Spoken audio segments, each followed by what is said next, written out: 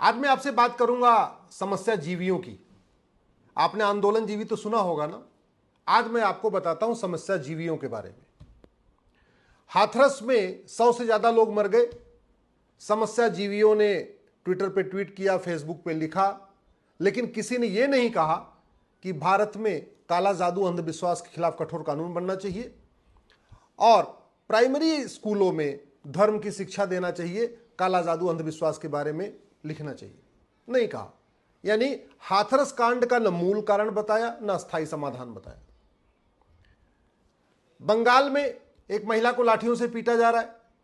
फिर से समस्या जीवी उठ गए हैं, वीडियो शेयर कर रहे हैं, ट्विटर पे ट्वीट कर रहे हैं, फेसबुक पे लिख रहे हैं, इंस्टा पे लिख रहे हैं, और फिर केवल इतना बता रहे हैं कि हाँ, एक महिला को लाठियों से पीटा गया।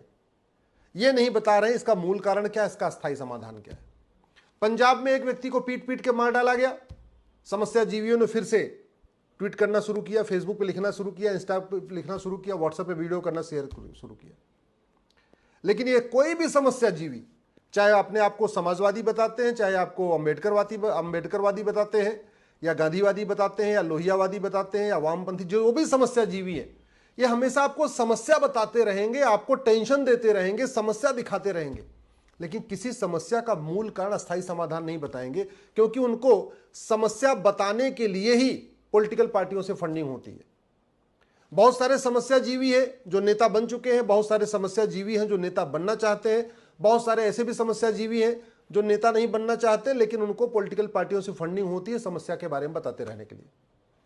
जो लोग जिनको कांग्रेस से फंडिंग हो रही है, उनको बीजेपी के सरकारें हैं, वहां कोई समस्या आएगी तो समस्या बताएंगे। ऐसे अलग अलग जो जिस पॉलिटिकल पार्टी से उसको फंडिंग हो रही है, वो अपोजिशन पॉलिटिकल पार्टी की जो समस्याएं हैं, उनके राज्य में समस्याएं बताते रहेंगे। लेकिन कोई ये नहीं कहेगा 1861 का पुलिस एक्ट खत्म किया जाए और भारत में एक यूनिफॉर्म पुलिस कोड लागू किया जाए। आखिर पूरे देश की पुलिस अलग अलग तरीके से काम कर रही है। यूपी की पुलिस अलग तरीके से काम करती है, दिल्ली की पुलिस अलग तरीके से काम करती है, बंगाल की पुलिस अलग करती है, पंजाब की पुलिस अलग करती है, केरल की पुलिस अलग करती है। तो ये ठीक कैसे होगा केवल वीडियो शेयर करने से, समस्या बताने से कि देखो यहां की पुलिस तो कुछ कर ही नहीं रही है, यहां की पुलिस कुछ कर ही नहीं रही, इससे कुछ हो जाएगा क्या? अरे ठीक तब होगा जब एक पुलिस चार्टर लागू होगा, एक पुलिस रिफॉर्म होगा, 1861 का पुलिस एक्ट बदलेगा और एक यूनिफॉर्म पुलिस कोड लागू होगा। बहुत सारे लोग समस्या जीवी बताते रहते हैं कि देखो जी यहां ये हो गया, ये हो गया। होता क्यों जानते? अपराध क्यों होता है? आखिर इतना अपराध भारत में है, इतना दुबई में तो नहीं है। जितना अपराध भारत में, इतना सिंगापुर में तो नहीं है। जितना अपराध भारत में, इतना जापान में तो नहीं है। क्यों? क्योंकि वहां की शिक्षा व्यवस्था अच्छी है, वहां की दंड व्यवस्था अच्छी है, वहां की न्यायिक व्यवस्था अच्छी है, वहां की प्रशासनिक व्यवस्था अच्छी है। तो ये समस्या जीवी जब समस्या बताएंगे, उसका मूल कारण नहीं बताएंगे। मैं गारंटी के साथ कहता हूं भारत की 80% समस्याओं को 80% समस्याओं को 5 साल के अंदर खत्म किया जा सकता है। उसके लिए टैक्स रिफॉर्म करना होगा, पुलिस रिफॉर्म करना होगा, जुडिशियल रिफॉर्म करना होगा, एडमिनिस्ट्रेटिव रिफॉर्म करना होगा, नए नए कानूनों को बनाना होगा, जस्टिस विद इन ईयर लागू करना पड़ेगा। शिक्षा में संस्कार हो और कानून का खौफ हो, घूसखोरी, कमीशनखोरी, दलाली, कटमनी, तोलाबाजी बंद हो जाएगी। शिक्षा में संस्कार हो, कानून का खौफ हो, ये नशा तस्करी, मानव तस्करी, सोना तस्करी, चंदन तस्करी बंद हो जाएगी। शिक्षा में संस्कार हो और कानून का खौफ हो, ये कालाबाजारी, मुनाफाखोरी, जमाखोरी, मिलावटखोरी ये बंद हो जाएगी। शिक्षा अच्छी हो और कानून का खौफ हो, दंड व्यवस्था कठोर हो, अलगाववाद भी खत्म हो जाएगा, कट्टरवाद भी खत्म होगा, जिहाद भी खत्म होगा, मजहबी उन्माद भी खत्म होगा। शिक्षा में संस्कार हो और दंड का भय हो, कानून का खौफ हो, सठे साठ्यम समाचरेत, इस सिद्धांत के अनुसार काम हो। घुसपैठिए नहीं आएंगे भारत में, और जो आए हैं कठोर कानून बनाते भाग जाएंगे। एनआरसी की जरूरत ही नहीं पड़ेगी, केवल एक कानून बन जाए। जो आदमी भारत में अवैध रूप से रह रहा है और जो लोग उसकी मदद कर रहे हैं, उन दोनों को 100% प्रॉपर्टी जब्त होगी, नागरिकता खत्म होगी, आजीवन कारावास, फांसी होगा। मैं गारंटी के साथ कहता हूं जो घुसपैठियों के मददगार हैं ना, ये खुद ही घुसपैठियों कहेंगे भैया तुम जल्दी भाग जाओ, जल्दी भाग जाओ, यहाँ भारत छोड़ दो, भारत छोड़ के भाग जाओ। वो नहीं हो रहा है।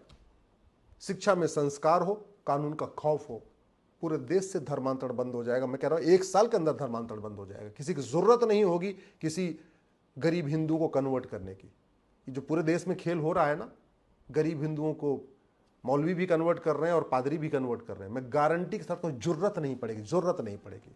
कानून में इतनी पावर होती है। लेकिन समस्याजीवी धर्मांतरण का वीडियो दिखाएंगे, लेकिन पुलिस रिफॉर्म, जुडिशियल रिफॉर्म करने की बात नहीं करेंगे, एडमिनिस्ट्रेटिव रिफॉर्म की बात नहीं करेंगे, घुसपैठी धर्मांतरण कराने वाले मिशनरी और उनके मददगारों की 100% प्रॉपर्टी जब्त करने, नागरिकता खत्म करने, आजीवन कारावास, फांसी देने के लिए कानून की मांग नहीं करेंगे। ये समस्याजीवी घुसपैठियों की झुग्गी दिखाएंगे, यहां घुसपैठिए आ गए, वहां रोहिंग्या आ गए, वहां बांग्लादेशी आ गए, लेकिन इस समस्याजीवी कभी ये नहीं कहेंगे कि घुसपैठियों और उनके मददगारों की 100% प्रॉपर्टी जब्त करने, नागरिकता खत्म करने, आजीवन कारावास, फांसी देने के लिए कानून बनना चाहिए, कभी नहीं कहेंगे। ये घुसपैठिए तो दिखाएंगे फलाना जगह भ्रष्टाचार है, फलाना जगह भ्रष्टाचार है, सड़क टूट रही है, पानी डूब रहा है, नाला साफ नहीं हो रहा है, लेकिन ये कभी भी समस्याजीवी बार बार आपको नाला दिखाएंगे, नाला चौक हो गया, सड़क टूट गई, जाम लगा हुआ है, सब दिखाते रहेंगे, लेकिन उसका मूल कारण भ्रष्टाचार नहीं बताएंगे। और भ्रष्टाचार को खत्म करने के लिए, भ्रष्टाचारियों की 100% प्रॉपर्टी जब्त करने, नागरिकता खत्म करने, आजीवन कारावास, फांसी देने के लिए कानून बनना चाहिए, इसकी बात नहीं करेंगे। ये समस्याजीवी कभी नहीं कहेंगे जस्टिस विद इन ईयर हो, 5 करोड़ मुकदमों से 5 करोड़ परिवार टेंशन में है, ये कभी नहीं कहेंगे कि हाँ जुडिशियल रिफॉर्म होना चाहिए, जस्टिस विद इन ईयर होना चाहिए, मुकदमों का फैसला साल साल में होना चाहिए। ये समस्याजीवी बाकी सब समस्या बताएंगे, लेकिन कभी ये नहीं कहेंगे कि झूठ पकड़ने के लिए नार्को पॉलीग्राफ ब्रेन मैपिंग कानून बनना चाहिए।